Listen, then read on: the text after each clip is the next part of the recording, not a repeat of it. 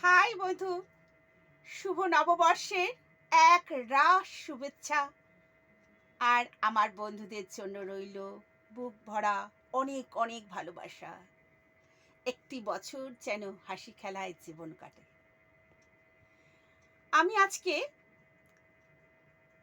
যে কবিতাটি বলতে চাইছি সেটা আন্তর্জাতিক সাহিত্য কেন্দ্র থেকে, যে বইটা মধ্যমগ্রামে উন্মোচন হলো, সেই বইটা থেকে 2000 বছরের কাব্যগ্রন্থ। এখানে 2500 লোকের লেখা আছে। বইটা নানান লাইব্রেরি থেকে পাওয়া যাবে। বইটার ওয়েট হচ্ছে 2.5-3 কিলো। বন্ধুরা, আমি আমার বইটা তোমাদের দেখাতে চাইছি। এই যে এই বইটা ওয়েট হচ্ছে 2.5-3 কিলো। দূর দূর প্রান্তে নানান দেশের এই বইটার মধ্যে লেখা আছে। এখান থেকেই আমি আমার একটি, যেটা আমার এখানে স্থান পেয়েছে, সেই কবিতাটি আমি তোমাদেরকে পাঠ করে শোনাচ্ছি। এটা আমার স্বরচিত কবিতা। কবিতাটি হলো স্বর্ণালী গোধূলি। আমি চন্দনা। অলস কাঁথায় দিন যাপনের ফাঁকে ক্লান্ত ক্লান্ত দু চোখ খুঁজে গেছে যাকে।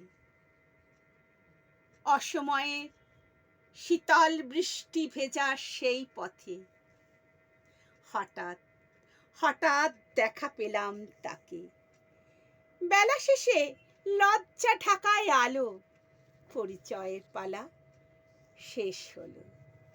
সকাল বিকাল তৃপ্ত চায়ের কাপে, সকাল বিকাল তৃপ্ত চায়ের কাপে এক মুঠো কত টুকরো কথার রেশ।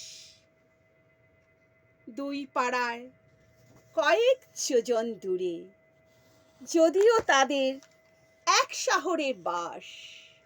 ফোনের মাঝে কত মেঘ রৌদ্র বাস। ভাব জমাতে কাটলো 12 মাস। ঘরের মাঝে কত কাটা তারের বেড়া, সামলে আছে নিজের আপন ঘর।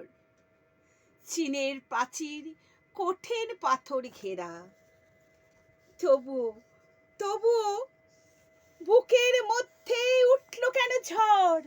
তবুও বুকের মধ্যে উঠল কেন ঝড়। অভিমানী খেয়া বে